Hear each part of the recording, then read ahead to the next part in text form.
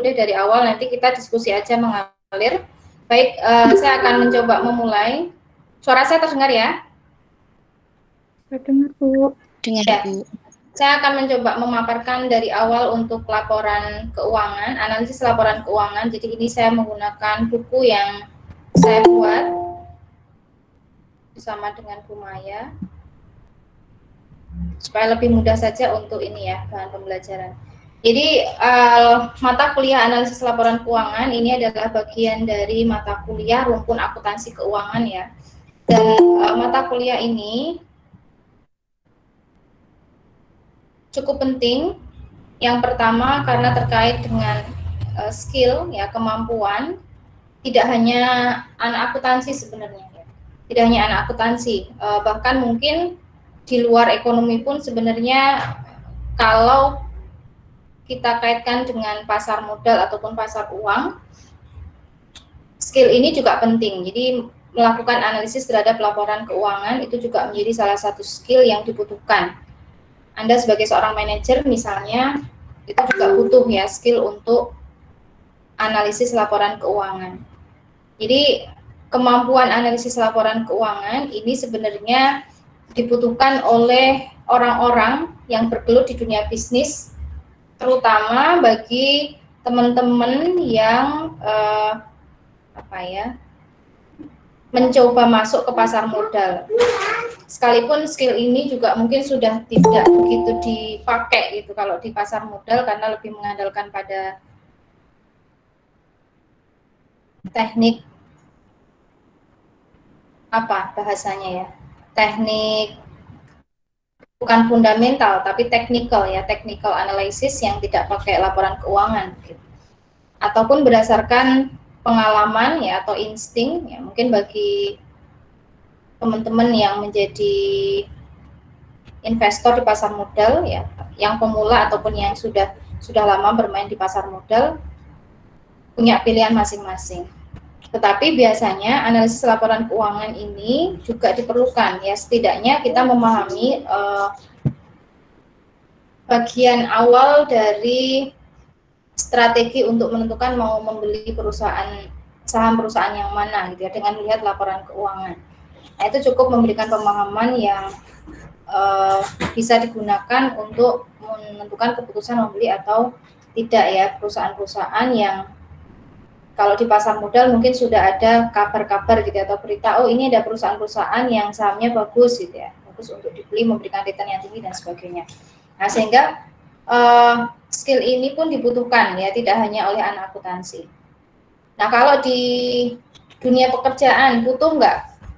Saya seringkali memperoleh SMS dari lulusan Unisula yang ternyata banyak juga bekerja di lembaga pembiayaan, sehingga skill ini saya rasa juga cukup penting gitu ya. Saya beberapa kali sering ya, lebih dari 10 itu menerima WA ataupun SMS dari teman-teman yang bekerja di lembaga pembiayaan. Berarti skill ini juga penting gitu ya, penting karena faktanya banyak juga lulusan akuntansi yang bekerja di lembaga pembiayaan. Ini berkaitan dengan apa? Ya berkaitan dengan kepentingan ya untuk analisis ya, apakah perusahaan itu layak untuk didanai atau tidak. Dengan apa? Salah satunya adalah membuat analisis terhadap laporan keuangan yang sudah dipublikasikan oleh perusahaan. Jadi penting juga. Nah, kalau bagi masyarakat atau orang umum penting nggak? Penting juga ya. Kalau Anda menjadi seorang manajer, ya Anda punya perusahaan sendiri atau memanajeri perusahaan, punya bapak atau om atau tante atau siapapun, skill ini juga penting ya, karena kita belajar memahami laporan keuangan. Setidaknya membacalah apa arti dari angka-angka yang ada di dalam laporan keuangan. Nah, kita pahami bahwa secara umum laporan keuangan itu memberikan informasi ya kepada pihak eksternal. Sekali lagi berbeda dengan kebutuhan internal. Ya, kebutuhan internal akan lebih banyak dipenuhi dari akuntansi manajemen. Nah, sementara akuntansi keuangan ini sebenarnya lebih banyak memberikan informasi kepada pihak luar perusahaan. Sekalipun manajer pun juga menggunakan ya laporan keuangan ya untuk kepentingan internal juga. Penjelasan saya kalau mau diinterupsi silakan ya. bisa disampaikan saja, tidak jelas atau terlalu cepat atau terlalu lambat bisa disampaikan aja atau tidak terdengar. Sampai sini masih terdengar ya? Masih, Bu. Saya akan lanjutkan.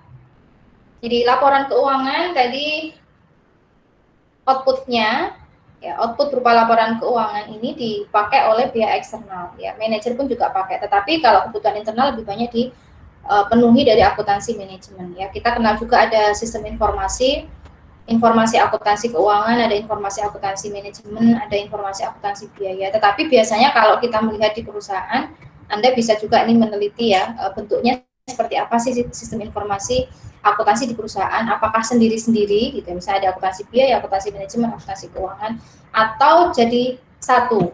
Biasanya untuk efisiensi sistem informasi akuntansi digabung jadi satu. Dan nanti ada 3 outputnya biasanya. Ini kalau kita melihat di lapangan begitu ya, karena kalau punya 3 sistem itu akan sangat repot ya, sistem akuntansi keuangan, biaya dan manajemen itu akan sangat repot. Nah biasanya jadi satu untuk efisiensi biaya ya, kaitannya dengan sumber daya biasanya dimiliki oleh perusahaan. Apalagi untuk perusahaan yang kecil mungkin tidak cukup mampu ya memiliki sistem yang harus terintegrasi. Kalau ada 3 sistem berarti akuntansi biaya itu nanti harus bisa dipakai. Kalau kita bicara sistem yang complicated ya, sudah tersistem dengan baik, akuntansi biaya akan dipakai di akuntansi manajemen. Nanti output dari akuntansi manajemen akan dipakai di dalam akuntansi keuangan gitu ya. Karena contohnya misalnya di akuntansi manajemen ada output tentang informasi harga pokok produksi atau harga pokok penjualan, itu tentu saja akan dipakai kan ya untuk pelaporan akuntansi keuangan. Informasi HPP berhubungan dengan apa? Dengan laporan kinerja atau laporan laba rugi. Jadi sebenarnya saling terkait sehingga bisa jadi dalam perusahaan itu akan dijadikan satu sistemnya gitu. Di outputnya ya nanti akan dipakai untuk di akuntansi biaya, keuangan, manajemen dan keuangan. Jadi perusahaan bisa menggunakan untuk kebutuhan internal, nanti outputnya juga untuk kepentingan eksternal. Jadi biasanya akan digabung menjadi satu, jadi sistem informasi akuntansi. Nah ini juga bisa menjadi salah satu bahasan yang menarik juga, itu bisa diteliti di apa ya, di lapangan gitu, kalau di perusahaan-perusahaan itu seperti apa bentuknya.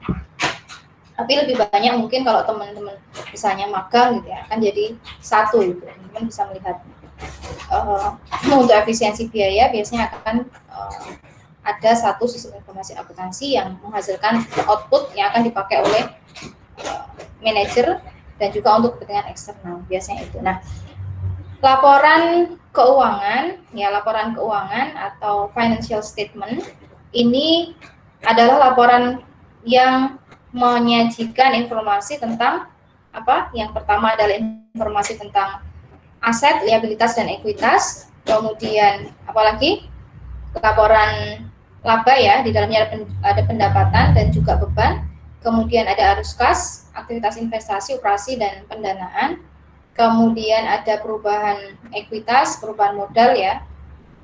Dan ada catatan atas laporan keuangan yang berisi informasi yang lebih rinci menjelaskan laporan keuangan yang sebelumnya ya, lebih detail. Nah, laporan keuangan ini biasanya akan menjadi bagian dari annual report. Nah, teman-teman sudah banyak membaca ya annual report, sudah berkali-kali pastinya, paling tidak 7 kali teman-teman sudah membaca annual report. Nah, di dalam annual report ini ada financial statement. Ya, jadi bagian yang kecil ya dari annual report financial statement. Karena kalau kita membaca annual report di situ akan menyajikan banyak informasi terkait dengan perusahaan, dimulai dari profil perusahaan, ya, kemudian kinerja ini tidak hanya kinerja keuangan ya, bahkan di dalam annual report. Nah, biasanya annual report ini akan digunakan untuk memberikan informasi kepada pihak eksternal ya, terkait dengan kinerja perusahaan, baik kinerja keuangan maupun kinerja non keuangan. Nah, kinerja keuangan biasanya akan disajikan dalam financial statement dan akan di-highlight, akan ditampilkan oleh perusahaan dalam bentuk yang berbeda sehingga menarik bagi pihak eksternal gitu ya. Entah itu dalam bentuk grafik atau bentuk yang lainnya.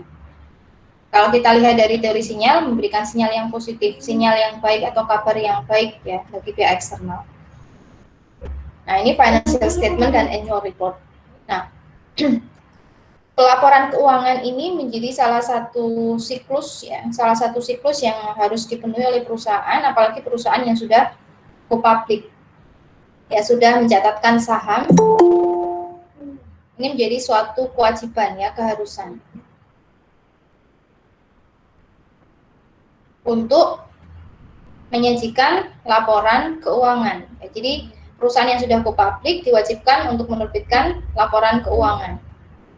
Nah, sekarang lebih enak karena teman-teman bisa mengakses laporan keuangan ini dalam bentuk Excel, bahkan bentuk yang lebih lebih bisa dipakai itu bentuknya XBRL. Mungkin teman-teman bisa mencoba, ya, dicari gitu, ya, bentuknya, ya, XBRL.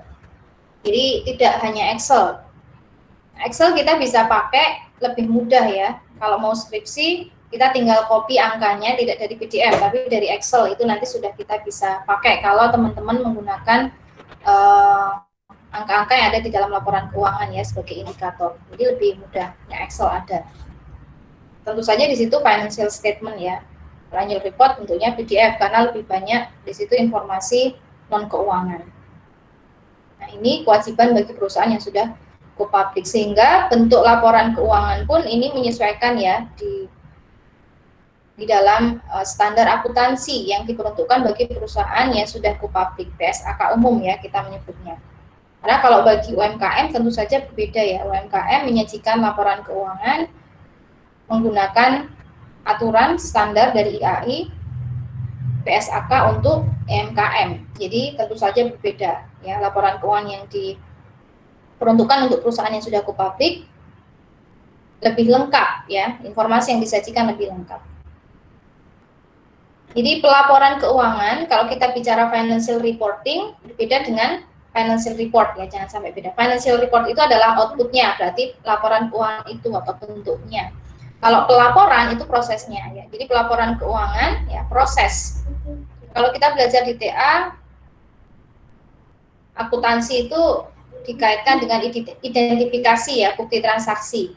Ya enggak? Kita belajar akuntansi, Anda baca buku akuntansi itu apa? Oh, identifikasi, bukti transaksi, kemudian dikelompokkan, ya.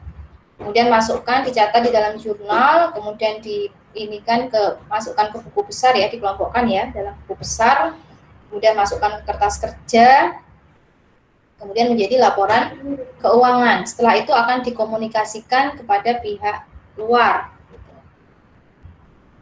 Nah, ini sebenarnya proses, kan, pelaporan keuangan. Kalau yang kita sebutkan tadi adalah pelaporan keuangan. Sementara kalau misalnya kita bicara akuntansi itu bisa dimaknai dari berbagai macam sudut pandang atau paradigma. Jadi kita melihat dari kacamata yang mana. Kalau kita melihat dari proses, ya, laporan keuangan tadi dari mulai identifikasi bukti transaksi sampai menjadi laporan keuangan, bukti transaksi, ya, kemudian menjadi laporan keuangan. Nah, sehingga karena kita sebagai seorang akuntan, katakanlah, ya, mengidentifikasi bukti transaksi tadi, mengelompokkan sampai menjadi laporan keuangan, maka di situ bukti transaksi menunjukkan apa? Kejadian yang sudah dilakukan, kan? Jadi pas event transaksi masa lalu yang sudah dilakukan oleh perusahaan, sehingga ini menunjukkan kondisi perusahaan. Jadi apa yang sudah dilakukan oleh perusahaan. Jadi sebenarnya laporan keuangan itu menggambarkan kondisi keuangan karena menyajikan informasi keuangan, ya, informasi yang sudah dilakukan. Informasi keuangan ini adalah gambaran dari apa yang sudah dilakukan oleh perusahaan selama periode pelaporan, kan, begitu. Ya, informasi yang disampaikan tadi Anda sudah paham, ya, ini sudah saya sebutkan tadi. Kalau kita masuk ke dalam laporan posisi keuangan, teman-teman, kalau kita sesuai dengan PSAK tidak lagi menyebut dengan neraca tetapi laporan posisi keuangan, ya, di dalamnya menyajikan tentang aset, liabilitas, dan ekuitas. Nah, ini paling tidak teman-teman bisa memaknai. Jadi informasi aset, liabilitas, dan ekuitas yang disajikan di dalam laporan posisi keuangan. Nah, ini paling tidak bisa memaknai, ya. Belum tentu semua orang yang membaca laporan keuangan itu bisa paham ketika membaca laporan posisi keuangan itu maknanya apa? Antara aset, liabilitas, dan ekuitas. Kalau kita kembali ke teori akuntansi atau formula dasar ya, rumus dasar akuntansi konvensional ya. Aset sama dengan apa, Mbak? Biar ada komunikasi. Aset sama dengan apa?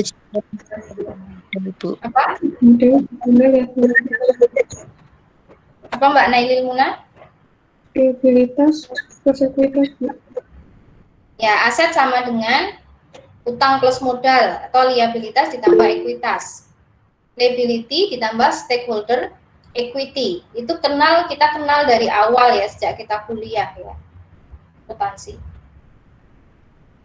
Aset sama dengan utang ditambah modal, sehingga kita geser-geser aja bersamaan akuntansinya. Ya, artinya di sini aset perusahaan itu adalah setelah semua liabilitas dikurangi dengan ekuitas. Nah, itu kita bisa memaknai ya dari sudut pandang itu. Jadi, ekuitas perusahaan seberapa? Iya, kalau kita melihat dari rumus dasar tadi, aset sama dengan liabilitas ditambah ekuitas, berarti ekuitas bagi pemegang saham itu hanya sebatas setelah semua asetnya dikurangi dengan liabilitas. Jadi ketika perusahaan punya aset 1 miliar, kalau liabilitasnya 500 ya juta, benar ya, 500 juta katakanlah, berarti kan sisa ekuitasnya hanya berapa? 500 kan? Ya enggak, pemegang saham ya tidak bisa menuntut 1 miliar itu menjadi haknya pemegang saham, karena ekuitasnya tidak segitu kalau kita melihat dari rumus yang tadi. Dan ini sampai sekarang pun memang masih dipakai kalau kita bicara perusahaan secara umum ya. Aset sama dengan liabilitas ditambah ekuitas. Ekuitas pemegang saham berarti ya setelah semua asetnya dikurangi dengan liabilitas. Jadi kalau perusahaan punya hutang, ini kita kaitkan dengan teori akuntansi. Kalau perusahaan punya utang kepada pihak ketiga, maka utang kepada pihak ketiga itu harus didahulukan. Nggak boleh dia bayar stakeholdernya dulu, shareholder atau pemegang sahamnya dulu, tapi harus krediturnya dulu yang dipenuhi. Dia harus bayar utang dulu karena ekuitasnya ya nanti kalau ada sisa.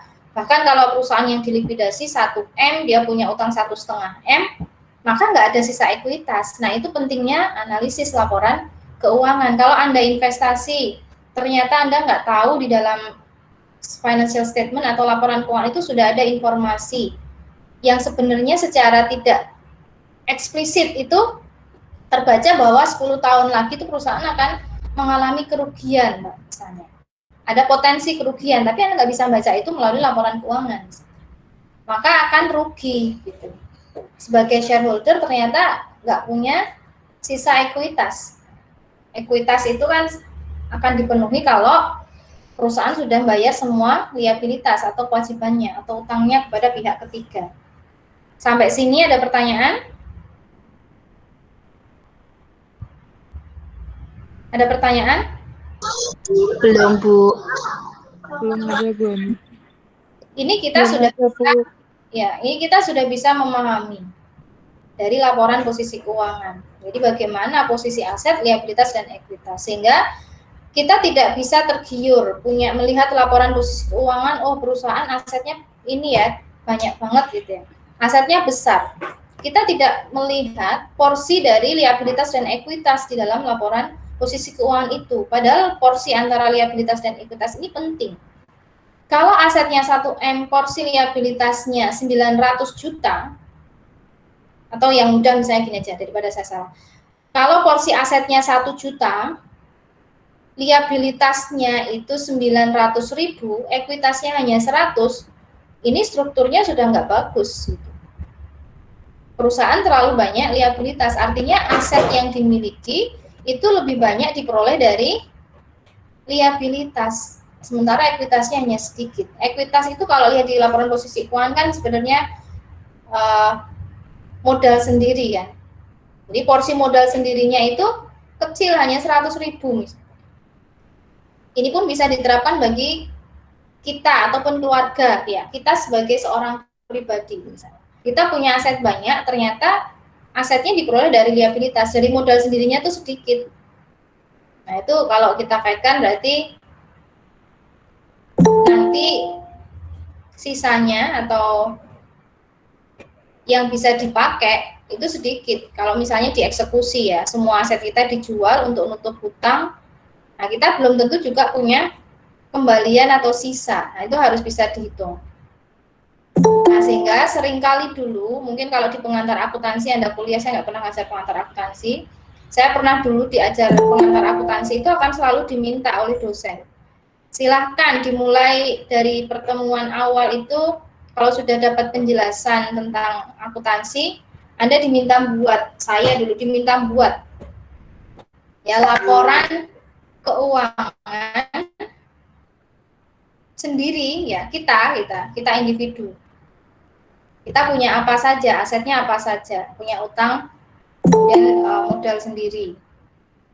Harus balance. Itu untuk melihat posisi kita seperti apa. Apalagi yang pengusaha ya, banyak sekali ini mahasiswa yang jadi pengusaha di era digital ini, punya jualan, punya online. Silahkan dibuat gitu ya, laporan keuangan. Kalau pengusaha berarti tidak sebagai individu atau pribadi ya, tapi mungkin Anda lebih bisa berlatih, coba dibuat laporan keuangan untuk perusahaan Anda, untuk UMKM yang Anda miliki sebagai entitas. Nah ini penting. Kita harus bisa melihat posisi kita. Jadi laporan posisi keuangan ini menggambarkan posisi entitas. Ya, seperti apa posisi aset, liabilitas, dan ekuitas. Jadi kita harus bisa memaknai paling tidak ini. Porsinya kita tahu aset kita itu banyak diperoleh dari mana. Berapa persen yang diperoleh dari liabilitas dan atau ekuitas. Ini penting sekali. Jadi skill dasar itu harus dimiliki. Paling tidak kita bisa membaca laporan posisi keuangan itu kita belum pakai alat ya, kita belum pakai alat analisis. Kita mengandalkan logika. Mulai dari situ. Nah, kemudian yang kedua adalah kinerja. Nah, ini baru. Kalau kita sudah melihat posisi aset, liabilitas, dan ekuitas, sekarang sebagai sebuah entitas, bahkan Anda, individu, ada yang bekerja, itu kan melakukan aktivitas ya. Ada aktivitas operasi, Anda ngelesi, berarti aktivitasnya adalah menjual jasa. Maka akan memperoleh pendapatan. Kalau ada aktivitas operasi, maka akan ada pendapatan. Nah, dalam rangka memperoleh pendapatan ini akan mengeluarkan beban. Maka dalam akuntansi harus selalu di-matchingkan, matching cost with revenue. Karena kalau mau mengeluarkan kalau mau memperoleh pendapatan itu harus mengeluarkan beban. Pasti itu. Ya, pasti akan mengeluarkan beban.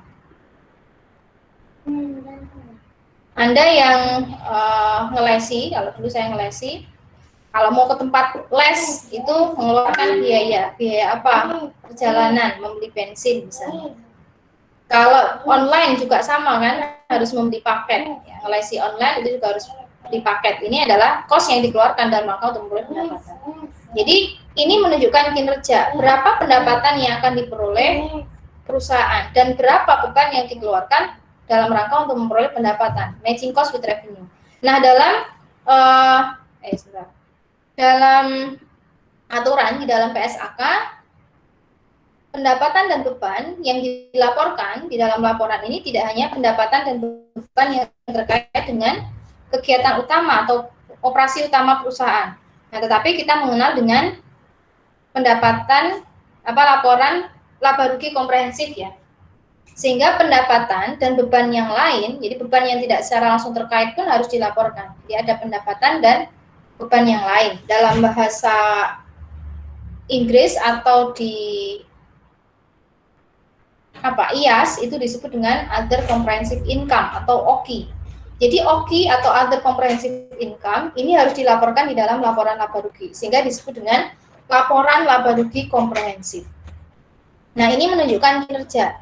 Laporan laba rugi ini sering dilihat atau menjadi acuan bagi pihak eksternal untuk menilai kinerja perusahaan. Karena informasi laba informasi laba ini menjadi menarik bagi pihak eksternal untuk melihat kinerja perusahaan. Ya, laba. Kalau rugi, sudah pasti pihak eksternal akan menilai bahwa perusahaan kinerjanya nggak bagus, rugi, nggak bisa mengelola beban dan tidak bisa memperoleh pendapatan. Artinya antara pendapatan dan beban itu tidak bisa dikelola dengan baik. Pendapatannya tinggi, tapi bebannya juga tinggi, jauh melebihi pendapatan yang diperoleh. Ya sama saja, akan rugi ya. Ini bisa diterapkan di dalam konsep kehidupan kita juga, ya, pendapatan dan beban.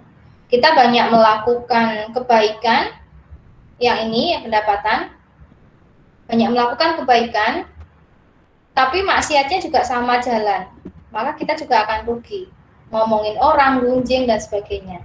Kita melakukan banyak kebaikan, iya, kita banyak pahala, tapi pahalanya ini akan habis karena juga dikurangi dengan dosa yang kita buat. Nah, ini pendapatan dan beban. Kinerja ya, kita di dunia pun kan kinerja, kita banyak nolong orang, banyak apa dan sebagainya. Tapi juga ininya jalan, maka akan berkurang. Kemudian setelah laporan kinerja atau laporan laba rugi yang sekarang disebut dengan laba rugi komprehensif, perusahaan di dalam laporan keuangan juga harus menyajikan perubahan dari ekuitas yang dimiliki ya dari awal sampai akhir. Kemudian menyajikan juga informasi arus kas.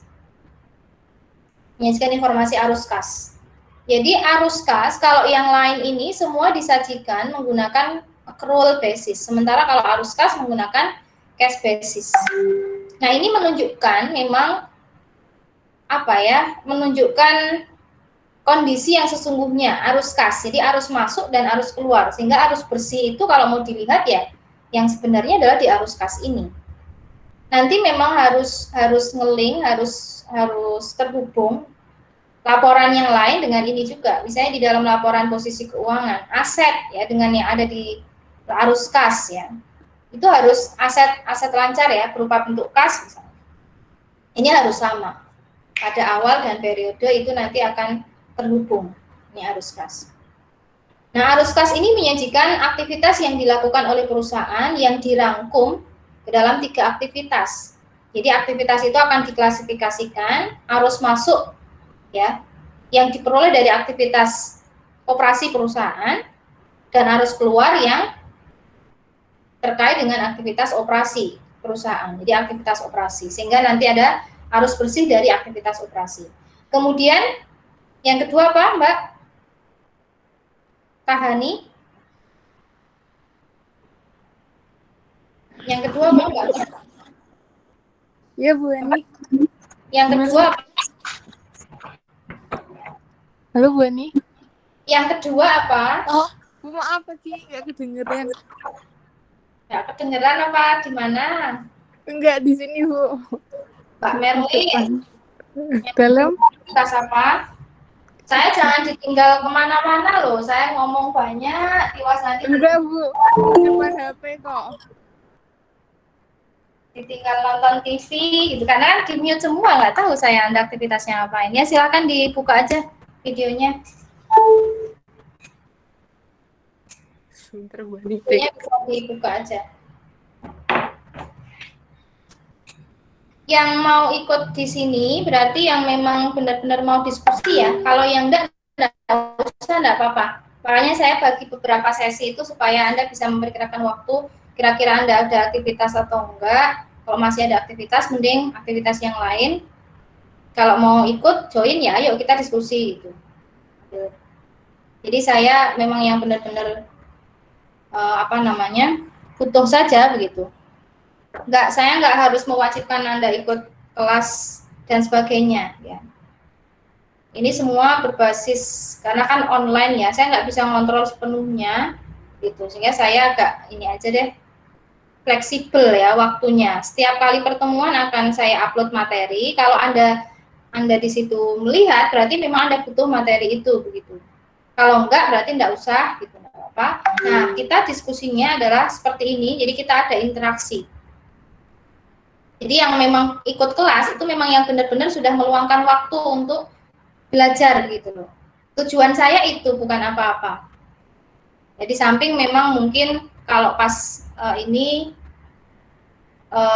misalkan kemarin ada di kelas sebelumnya kan sudah saya sudah mengajar, kelasnya sama, sehingga materi ya tinggal saya upload karena materi yang saya sampaikan sama. Nanti di akhir sebelum UTS saya akan bertemu seperti ini untuk diskusi bagi yang belum jelas dan sebagainya. Jadi tujuan saya sekali lagi itu gitu ya, untuk upload materi di di dalam SIM itu seperti itu. Saya akan tetap bertanggung jawab gitu. Kalau ada mahasiswa yang tidak paham, silahkan gitu, bisa langsung diskusi secara online. Yang pengen online saya layani semuanya gitu. Kalau mau apa silahkan, ayo gitu, saya layani. Jadi kita komitmen bareng-bareng aja gitu ya, komitmen bareng-bareng. Saya akan tanggung jawab, tetap tidak akan tidak akan meninggalkan sesuatu saja di portal. Saya akan tanggung jawab. Jadi teman-teman, ayo silakan kita diskusi aja. Saya menyampaikan apa yang tidak paham bisa ditanyakan. Tugas juga akan saya nilai. Ya, untuk kelas yang sebelumnya mungkin ada Mas Rizal, itu Komting ya, Mas Rizal ya. Pernah ikut kelas juga yang kelas teori akuntansi. Itu juga sama, tetapi saya tidak full seperti ini karena saya sudah nggak bisa lagi dengan mahasiswa yang di kelas itu baik, tapi ternyata di belakang ya banyak menggunjing begitu, apalagi yang digunjingkan dosennya. Saya sudah nggak bisa seperti itu, pura-pura baik dan sebagainya. Tapi saya akan berusaha untuk tetap ini dengan teman-teman ya, karena saya anggap semuanya adalah yang baru di sini, kelas baru semua. Tapi kalau saya sudah melihat kelasnya sudah acak-acakan dulu seperti di kelas teori akuntansi yang dulu gitu ya, dosennya digunjing macam-macam, saya sudah mau ajar. Anda kalau mau ini misalnya ya, Anda mau masuk ke suatu kelompok, ternyata kelompok itu nggak suka dengan Anda, gimana? Ya nggak akan nggak akan nyaman begitu, sama saja saya nggak nyaman, sehingga saya akan lebih banyak memberikan materi melalui video yang memang di situ silahkan Anda mau melihat materi itu karena Anda butuh begitu. Nah, ini saya anggap semua teman-teman di sini kan kelas baru ya, sehingga kalau untuk video yang kemarin saya sampaikan, kemudian kelas tetap ada, supaya untuk ini aja jembatan, nanti yang nggak paham apa kita diskusikan. Nah, teman-teman bisa langsung berdiskusi. Gitu. Ini ada berapa ini? 28 mahasiswa. Kita diskusi bersama ya. Tadi sampai di laporan arus kas. Di laporan arus kas ada aktivitas operasi. Kemudian aktivitas apa lagi? Mbak Nur Hanifatul?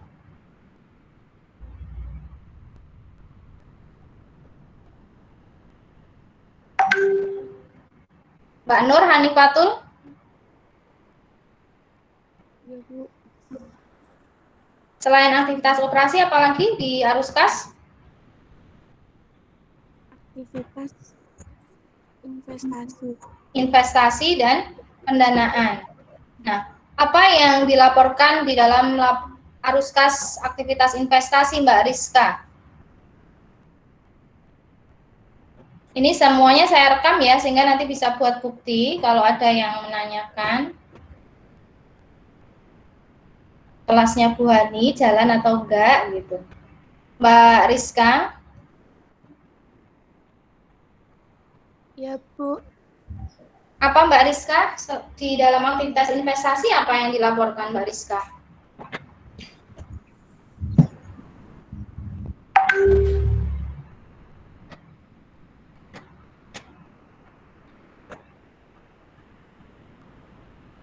Mbak Merlin?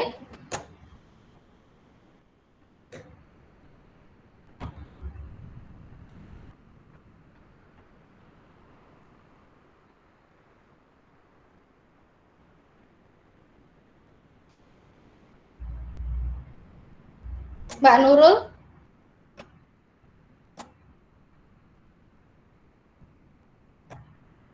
Salsabila?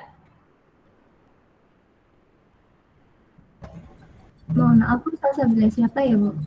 Ada dua soalnya. Oh, Salsabila Puspasari. Mbak Salsabila Puspasari yang sudah menyalakan video. Iya, Bu, saya. Aktivitas investasi apa yang dilaporkan di situ? Modal Termasuk. Kok modal?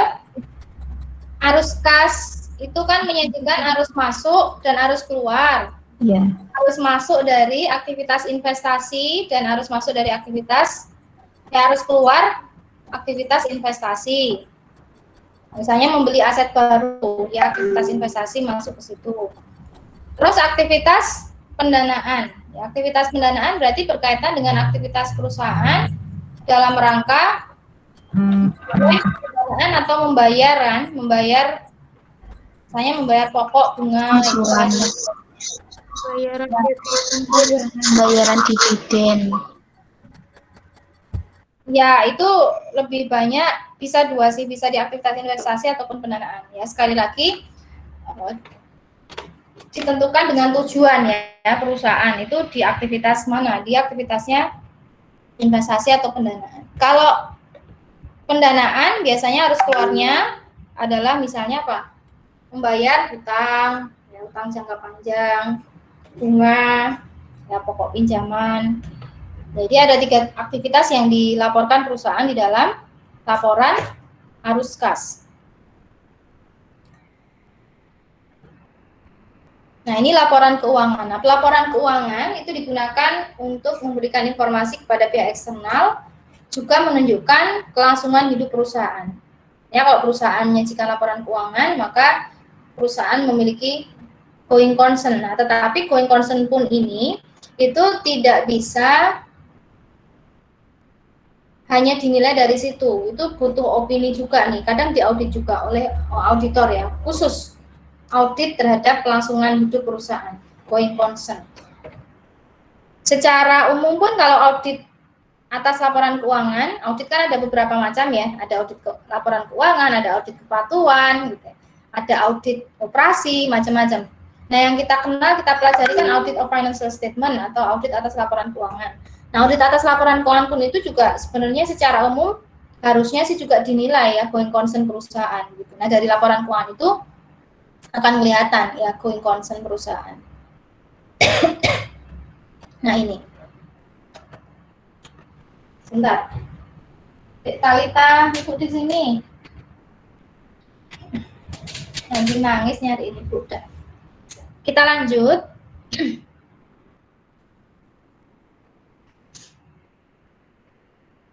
Ini tadi kita sudah. Fungsi laporan keuangan yang lain kira-kira menurut Mbak Silvi apa Mbak?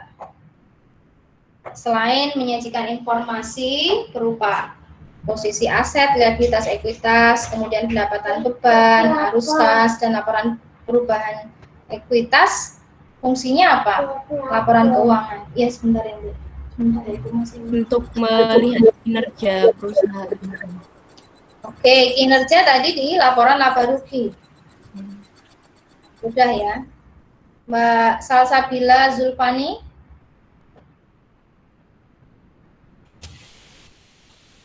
Apa Mbak? Ini mempromosikan pertumbuhan perusahaan, memberikan informasi keuangan yang lain untuk tujuan umum. Nah, ini perlu Anda garis bawahi ya, tujuan umum atau general purpose. Jadi perusahaan menyajikan informasi itu untuk tujuan umum. Jadi memang membuat laporan keuangan itu tidak ditujukan hanya untuk satu pihak, harus bisa dipakai oleh semua. Jadi tidak boleh membuat laporan keuangan itu, oh saya ini buat laporan keuangan untuk kepentingannya kreditur. Jangan deh nanti rusak rumahnya, jangan begitu sih. Untuk kreditur, sehingga saya akan buat laporan keuangan yang buat kreditur itu menarik. Nanti kalau untuk kepentingan yang lain, saya buat lagi laporan keuangan yang lain, versi yang lain. Mungkin saya pernah cerita juga ya, saya pernah bekerja di perusahaan, itu ternyata begitu.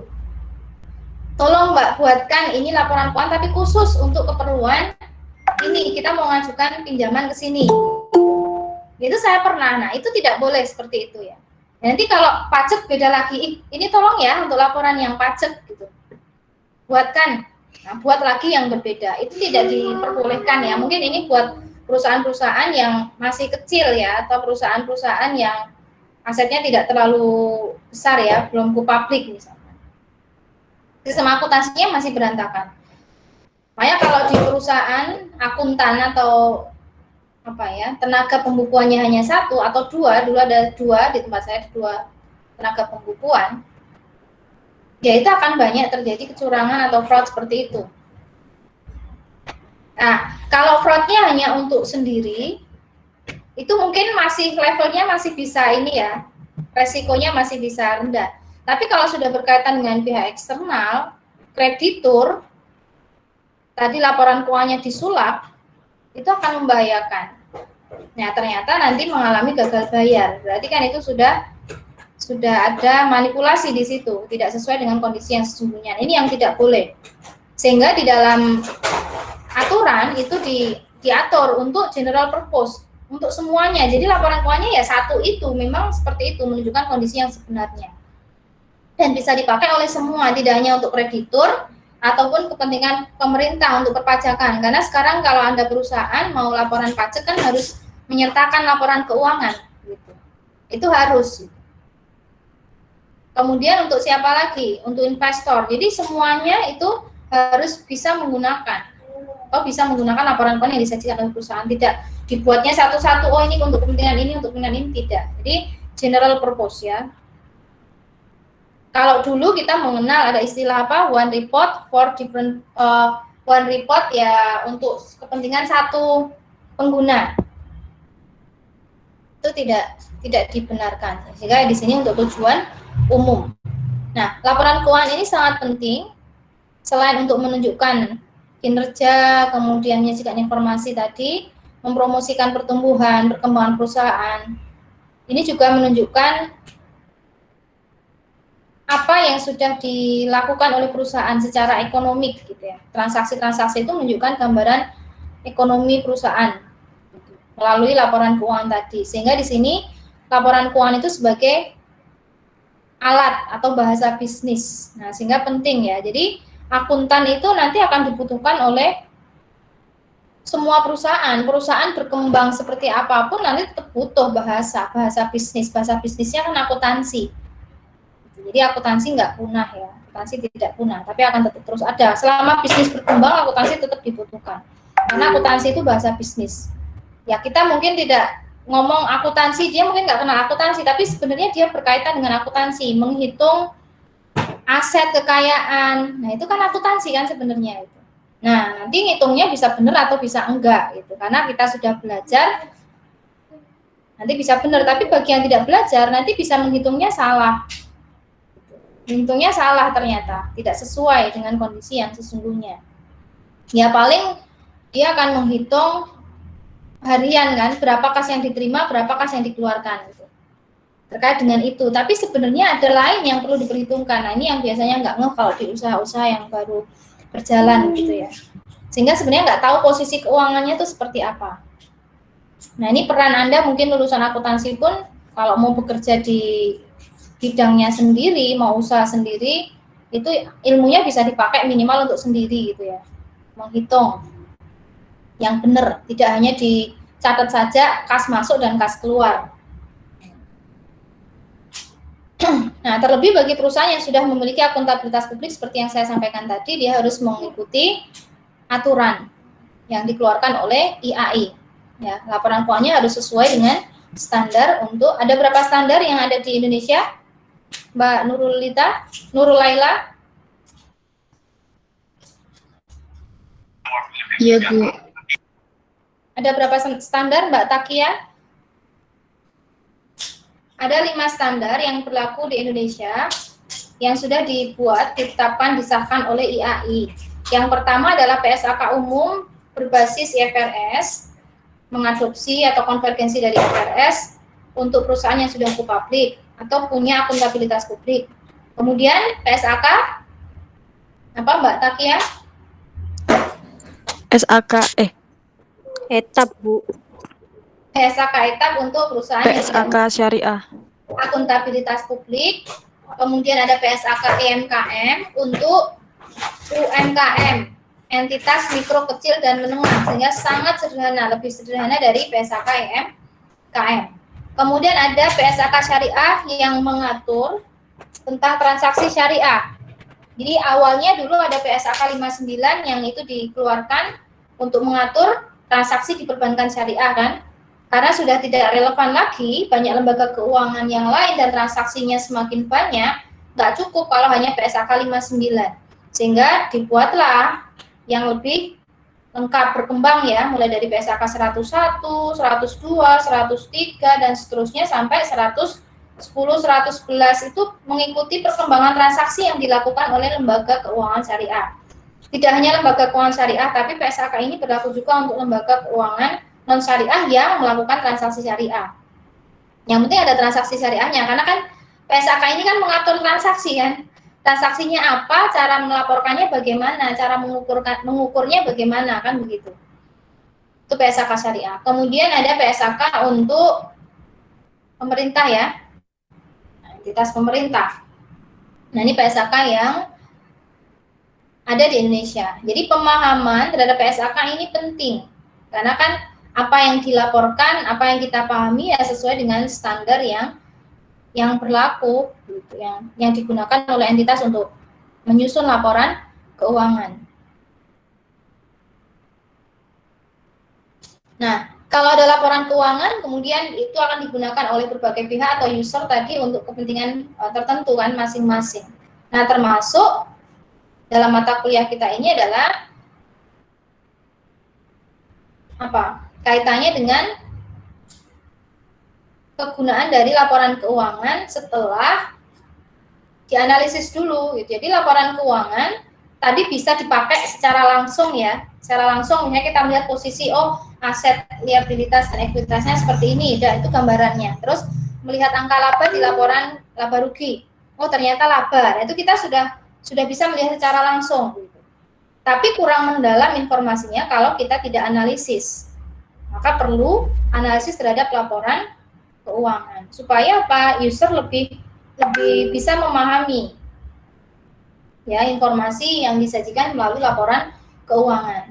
Kalau tadi kita melihat dengan mata telanjang, kita nggak perlu pakai alat kan gitu. Tapi sekarang untuk memahami lebih baik ya perlu alat gitu. Perlu alat juga nih untuk membaca laporan keuangan. Ya alatnya apa saja? Alat yang dipakai Mbak Rizka? Mbak Rizka ada? Analisis rasio, Bu. Oh, alatnya adalah rasio-rasio keuangan ya. Mbak Rizka menjawab tadi menggunakan rasio keuangan. Ya, rasio keuangan itu bisa dipakai ya untuk menilai apa? Contohnya menilai kemampuan perusahaan di dalam menghasilkan laba. Jadi kita bisa menilai kemampuan perusahaan dalam menghasilkan laba menggunakan rasio keuangan. Rasio apa? Oh, rasio-rasio profitabilitas. Kita bisa menggunakan itu. Ya, dan kemampuan yang lain. Tergantung kebutuhannya apa. Kalau kreditur akan lebih suka dengan rasio yang mana? Rasio likuiditas, solvabilitas, atau lebih dikenal dengan rentabilitas ya. Rentabilitas itu maksudnya adalah ya rasio keuangan yang terkait dengan tadi ya, solvabilitas. Jadi alatnya banyak. Kita bisa menggunakan rasio keuangan. Nah, kita juga bisa membandingkan ya, membuat analisis perbandingan. Kemudian kalau tadi laporan posisi keuangan kita ingin melihat komposisi aset, liabilitas, dan ekuitas, maka kita bisa membuat proporsi kan. Nah, itu analisis proporsi atau common size. Kalau ini tadi ya pertumbuhan. Di awal tadi ada pertumbuhan perusahaan misalnya. Pertumbuhan apa? Pertumbuhan laba. Oh, berarti kita bisa membuat analisis tren. Sehingga laporan keuangan itu menyajikan informasi tetapi ya tidak sepenuhnya langsung bisa dipakai ya untuk tujuan tertentu. Harus dianalisis dulu. Ini tadi kita sudah bahas ya, ini yang PSAK.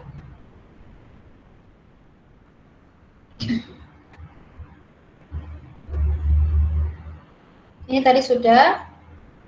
Nah, fungsi tadi, fungsi ini sesuai dengan PSAK ya, sesuai dengan PSAK yang dikeluarkan oleh IAI. Ini teman-teman nanti bisa lihat lagi. Kalau mau melihat secara teoritis, bisa melihat dari beberapa buku. Sebenarnya sama endingnya kalau kita baca ya terkait dengan informasi keuangan, komunikasi, gitu, bahasa bisnis. Ini KISO ya, KISO ya, buku AKM. Kemudian ada beberapa buku lain, ada Farid, Siswanto, Munawir, dan lain-lain, Barituan. Intinya sama, laporan keuangan menyajikan informasi keuangan yang akan digunakan oleh pihak eksternal untuk kepentingan tertentu. Nah, untuk memahami itu butuh alat ya, untuk analisis. Nah, jenis laporan keuangan, sekali lagi tergantung dari standar. Standar mengatur seperti apa. Nah, kalau di standar PSAK umum, ada berapa laporan keuangan? Tadi kita sudah bahas di depan ya. Ada 5 yang harus dibuat. Posisi keuangan, laba rugi komprehensif, arus kas, posisi perubahan ekuitas, dan CALK. Itu kalau di PSAK umum. Nah, sekarang kalau Anda membuat analisis terhadap laporan keuangannya UMKM, Anda nggak mungkin menggunakan PSAK umum. Anda berpedomannya adalah pada PSAK EMKM. MKM hanya menyajikan 2, bahkan nggak menyajikan di tahun pertama kedua pun nggak masalah gitu. Di pajak itu aturannya nggak apa-apa. Yang penting dia tahu berapa omsetnya ya, omsetnya berapa. Tapi yang sudah mampu ada 2 paling tidak, laporan posisi keuangan dan laba rugi, itu sudah cukup bagus ya buat UMKM. Terus PSAK etap ini juga lebih sederhana, jenisnya tidak sebanyak yang ada di PSAK umum tadi. Jadi posisi keuangan kalau jenisnya sama ya, mohon maaf untuk etap sama, tetapi yang pos yang dilaporkan itu yang lebih sedikit ya, tidak serumit PSAK umum. Laporan posisi keuangan, laba rugi, perubahan ekuitas, arus kas. Tidak perlu ini kalau di SAK etap sebenarnya mungkin nggak serumit yang ada di PSAK umum, sehingga tidak perlu ada CLK. Nah, ini yang ada di dalam PSAK umum, perusahaan harus menyajikan ini dan teman-teman sudah paham semua ya. Nah, di dalam PSAK syariah, nah nanti teman-teman kayaknya ada mata kuliah sendiri kalau untuk analisis laporan keuangan syariah, itu RPS-nya ada, berarti ada sendiri. Tapi paling tidak kita paham ya, di dalam PSAK 1 diatur penyajian laporan keuangan syariah. Ada laporan posisi keuangan akhir periode, laporan laba rugi dan penghasilan komprehensif, perubahan ekuitas, arus kas, sumber dan penyaluran dana zakat, kemudian ada laporan sumber dan penggunaan dana kebajikan. Nah, ini kan kalau ini nggak ada di dalam laporan keuangan yang umum ya. Kenapa ya? Karena perusahaan atau entitas itu tidak melakukan ini, gitu. Tapi kalau entitas syariah ataupun entitas non syariah yang melakukan transaksi syariah kan ada transaksi ini kan, nah, sehingga harus dilaporkan. Kemudian ada informasi komparatif terkait dengan laporan periode sebelumnya, laporan posisi keuangan pada awal periode terdekat. Ini dalam PSAK syariah diatur seperti itu. Nah, tujuan tadi sudah saya singgung ya, tujuan laporan keuangan memberikan informasi untuk tujuan kepentingan secara umum. Tujuan laporan keuangan ini ada di dalam conceptual framework ya, kalau teman-teman belajar teori akuntansi ya, atau kerangka konseptual. Tujuan laporan keuangan. Di level berapa? Level pertama ya, Objective of Financial Reporting. Tujuan apa? Kalau kita merujuk pada PSAK, tujuan dari laporan keuangan adalah memberikan informasi tentang ini yang tadi sudah kita bahas. Nanti teman-teman bosan ya. Sudah berapa kali saya sebutkan. Informasi tentang posisi keuangan, kinerja, arus kas. Nah, bermanfaat bagi sebagian besar kalangan pengguna laporan keuangan. Dan ini juga hasil pertanggungjawaban. Ini kalau kita lihat hasil pertanggungjawaban manajemen, ini sesuai dengan teori apa? Teori entitas atau entity teori. Kalau belajar TA itu dulu di dalam konsep teoritis atau di dalam postulat itu ada entitas kan, entitas, unit entity. Karena sebagai sebuah entitas perusahaan tadi ya, perusahaan sebagai sebuah entitas yang memiliki sumber daya yang dikelola karena ada apa ya, amanah ya, tanggung jawab dari prinsipal, dia harus bertanggung jawab terhadap pengelolaan sumber daya perusahaan. Maka dia harus membuat laporan keuangan sebagai bentuk ini, tanggung jawab tersebut. Nah, ini tujuan. Nah, kalau entitas syariah Anda bisa merujuk di dalam PSAK syariah ya. Paling tidak, kalau di laporan keuangan syariah itu kita bisa menemukan ada 2. Tapi kalau di buku teori akuntansi ataupun tentang akuntansi syariah, itu tujuannya lebih banyak, ya tidak hanya ini. Ada nggak perbedaannya? Nah, di sini memberikan informasi serta sebagai sarana akuntabilitas horizontal, vertikal. Di PSAK bunyinya lebih spesifik ya, hampir sama dengan ini, tapi dikaitkan dengan informasi entitas syariah. Informasinya ya baik yang bersifat keuangan maupun non-keuangan. Nah, kemudian bentuk, kalau bentuk teman-teman sudah paham lah bentuknya, tadi sudah kita singgung. Nah, yang akan pakai siapa? Investor, karyawan, kreditur, pemasok. Ini terkait dengan kita nggak ya? Terkait dengan mata kuliah kita. Karena ini termasuk juga yang akan menganalisis. Jadi investor akan menganalisis. Kalau karyawan mungkin jarang ya. Kreditur pasti akan membuat analisis terhadap laporan keuangan. Pemasok jarang. Shareholder, Anda mau beli saham perusahaan Indofood, silakan dianalisis dulu laporan keuangan PT Indofood. Anda kan calon shareholder kalau mau beli saham, maka harus dianalisis dulu laporan keuangannya. Pelanggan mungkin jarang ya, ngapain ya repot-repot ya kalau kita sebagai pelanggan perusahaan analisis. Tapi sebenarnya nggak apa-apa, mau jadi pelanggan yang cerdas Anda analisis nih. Mulai sekarang, kalau Anda cerdas membuat analisis, Anda akan menjadi pelanggan yang selektif. Ya, selektif. Ngapain Bu saya analisis laporan keuangan repot-repot? Nah, kan Anda anak akuntansi, ya harus repot dong. Kan mau belajar akuntansi, Anda masuk ke Indomaret, beli produk-produknya. Produk apa yang pernah dibeli, Mbak Silvi? Belanjanya di Indomaret beli produk apa? Jajan. Anak kos beli sabun, beli sampo, Unilever. Jajan apa jarang? Jajan mungkin Mayoral ya. Atau Wings. Anda beli sampo, produk yang sehari-hari aja deh. Anda mandi pakai sabun, pakai sampo. Ya enggak? Unilever. Nah, pasti ketemunya Unilever, Pantene. Apalagi? Produk apa lagi?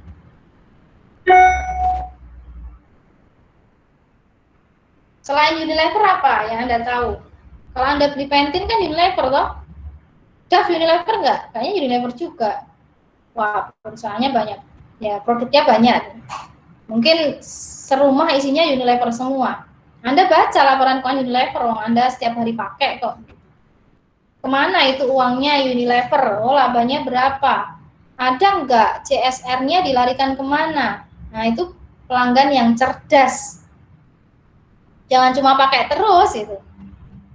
Maksud pakai terus sih gitu. Ini uangnya dilarikan kemana? Gitu. Unilever itu labanya sekian banyak, misalkan CSR-nya kemana dan sebagainya. Mulai beralih ya, pilih perusahaan-perusahaan yang sevisi dengan Anda, dengan kita. Visi Anda apa tujuan hidupnya? Kan gitu. Ini belajar ALK kan tidak hanya untuk cerdas finansial, tapi ya financial ability untuk dikaitkan dengan kecerdasan yang lain pun harus dikaitkan. Ya, cerdas memilih. Kalau Anda cerdas, kemudian Anda punya perusahaan sendiri, kenapa? Ya tidak mulai membesarkan, banyak soalnya. Yang PKM pun kadang ada yang ini tuh produksi, ada yang produksi sampo dari bahan ini, produksi sampo dari bahan alami apa gitu. Ya mulai dari produk rumahan tadi ya. Berarti apa ya? Anda ngurangi beli perusahaan yang besar itu gitu, memperkaya. Kecuali kalau Anda memang sudah punya visi memang sama gitu ya. Oh, ternyata perusahaan ini visinya bagus nih gitu. Mendukung apa misalnya, saya mau beli produk ini terus karena ternyata memang perusahaannya bagus, dia CSR-nya bagus nih, nggak rusak lingkungan misalnya ya, atau apalagi misalnya dia itu memang concern di lingkungan gitu, nggak perusahaan yang merusak. Anda sudah tahu benar visi misi perusahaan itu sehingga Anda menjadi pelanggan yang loyal, itu nggak apa-apa. Tapi kalau Anda hanya ikut-ikutan produknya bagus, saya kalau nggak pakai Pantene gatel-gatel nih kepala saya misalnya, Anda bisa mulai telusur karena sudah belajar akuntansi kan, membaca laporan keuangan itu bisa.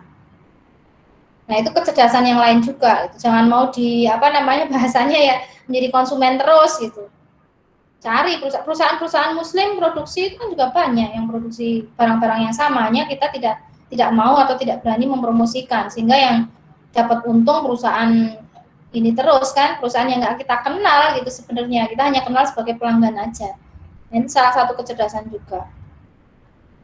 Ini pelanggan gitu penting, pelanggan itu penting karena menjadi rantai nilai. Secara tidak sadar Anda itu menjadi rantai nilainya perusahaan-perusahaan besar loh. Ini satu gitu, satu tapi kan nggak kerasa itu, satu mahasiswa di banyak universitas ya. Satu kalau di ekonomi ada 5.000 mahasiswa, 300 mahasiswa di akuntansi, di univ lain banyak ya, itu menjadi rantai nilainya. Bahkan yang kampanye apa dulu ya, tahu nggak, perusahaan air minum dulu untuk promosi air minum supaya banyak, itu dia membuat nama-nama setiap orang itu di kemasan air minumnya sehingga dia bangga. Secara nggak langsung dia akan memasarkan air minum itu di foto ya, itu ada kan di sosial media seperti itu tuh bagus tuh. Di foto di sosial media, ini loh nama saya ada nih di kemasan produk ini. Secara nggak langsung Anda itu memasarkan produknya perusahaan itu, dan perusahaan nggak harus bayar dengan itu, nggak harus bayar, sudah promosi sendiri, dan itu menjadi pasar yang luar biasa, akhirnya booming gitu ya. Nah, sehingga pada tahun keberapa dia sudah nggak perlu seperti itu lagi, produknya sudah dikenal. Itu salah satu terobosan juga. Dan secara nggak langsung, secara nggak sadar kita menjadi rantai nilai dari perusahaan-perusahaan besar itu. Ini penting juga kan membaca laporan keuangan. Kecuali kalau Anda tadi sudah benar, oh iya saya yakin nih perusahaan ini, saya jadi konsumennya ini, loyal, kemudian saya juga beli sahamnya perusahaan itu. Saya punya porsi saham nih di Unilever meskipun hanya 1 lot misalkan. Itu nggak apa, Anda analisis kan gitu, tetap Anda analisis. Ini sebagai pelanggan, jadi kita harus menjadi pelanggan yang cerdas juga. Kalau Anda nanti kerja sudah lulus dari akuntansi Unisula, Anda diterima, karena banyak juga ini lulusan akuntansi yang bekerja di pemerintahan gitu. Bahkan di D3 pun ada yang jadi auditor di pemerintah ya, di BPK tuh ada hebat-hebat. Nah, Anda nanti di pemerintah ya, karena memang ini semua calon orang-orang hebat semua, saya yakin, karena dari lulusan pun ternyata banyak nih yang di pemerintahan. Ya sekali lagi kalau kuliahnya niat ya, kalau kuliahnya niat gitu ya, punya visi misi yang besar, pasti Anda jadi orang besar juga nanti. Banyak lulusan kita yang bekerja di pemerintah juga. Kalau Anda bekerja nanti di pemerintah, di pajak lah katakanlah, Anda masuk di bagian transfer pricing analysis, nah itu juga penting. Pemerintah atau di bagian pajak yang biasa lah gitu. Analisis dari laporan keuangan yang sudah disampaikan oleh perusahaan. Nah ini juga penting kan. Kemudian masyarakat secara umum ya, kita ini gitu ya, masyarakatnya harus menjadi masyarakat yang pandai. Jangan mau lagi kita itu cuma menjadi objek. Kita pakai Gojek tiap hari atau pakai Grab lah. Kalau Grab itu punyanya siapa? Tahu nggak Anda? Misalnya. Oh, kalau Gojek punya Menteri Pendidikan gitu ya. Atau kalau dari, jangan bicara Gojek lah, marketplace yang lain, kita jualan di Shopee, jualan di Bukalapak, atau yang mana ya? Kalau yang punya anak negeri nggak masalah ya mungkin. Tapi kalau yang punya luar, kita memberikan database kita kepada ya pihak yang kita berikan tadi. database kita diberikan tuh, dianalisis, oh masyarakat Indonesia nih kalau di kalangan mahasiswa gitu ya, sekian persen mahasiswa sukanya belanja ini.